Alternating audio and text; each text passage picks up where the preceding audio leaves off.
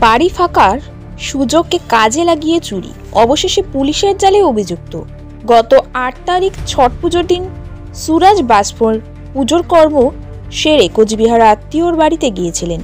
বাড়িঘর তালা মেরে নিশ্চিন্তে কোচবিহার যান তিনি। ১৫ তারিখ ফিরে আসেন শিলিগুড়ি। বাড়ি ফিরে এসে দেখেন বাড়ির দরজা ভাঙা, সবকিছু ওলট পালট। ভেতরে ঢুকে দেখেন খোয়া গিয়েছে স্বর্ণালঙ্কার, রূপোর অলঙ্কার এবং নগদ অর্থ। বাড়িতে চুরির ঘটনায় মাথায় হাত পড়ে তার। ১৫ তারিখ বিষয়টি নিয়ে শিলিগুড়ি থানায় লিখিত অভিযোগ দায়ের করেন তিনি। থানায় অভিযোগের ১২ ঘন্টার মধ্যেই শিলিগুড়ির অ্যান্টি ক্রাইম উইংয়ের পুলিশের হাতে ধরা পড়ে যায় এই চুরির ঘটনায় যুক্ত সন্দেহ ভিকি বাল্মীকি নামে এক দুষ্কৃতী।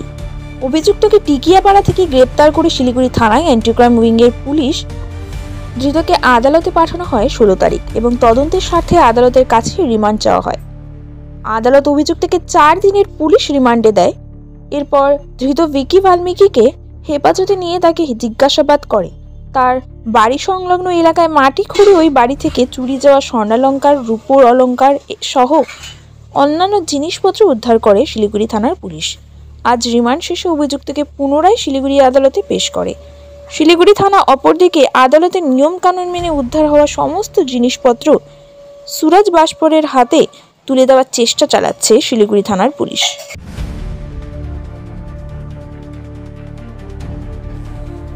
আমরা ১৬ তারিখে এই মাসে ১৬/১১/২০২৪ একটা complaint pi from Suraj Bajpur, যার বাড়ি হচ্ছে টিকিয়াপাড়াতে।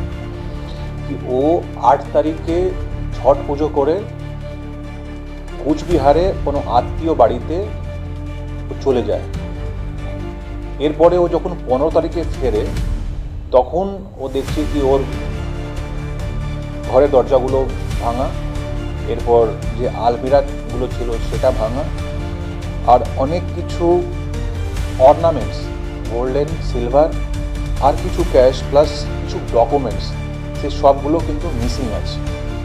এরপরও থানাতে ১৬ তারিখে যেটা বললাম ওটা কমপ্লেন করে আমরা তদন্ত করি। আর উইথিন কতদিনের একদিন, উইথিন 1 ডে আমরা কিন্তু এই একজন ভিকি বাল্মীকিকে অ্যারেস্ট করি। আমরা যে ইনভেস্টিগেশন করার পর এটা পেলাম কি ভিকি বাল্মীকি যে আছে ওরও বাড়ি কিন্তু টিকিয়াপাড়াতে, সে ইনভলভ আছে। জেলা ধরে আর কি বিভিন্ন থানা এলাকাতে কিন্তু চুরি করেছে, তাহলেও সেটাও আমরা খতিয়ে দেখছি কি আর কোথা কোথা কী কী করেছে। Bureau report, news up daily.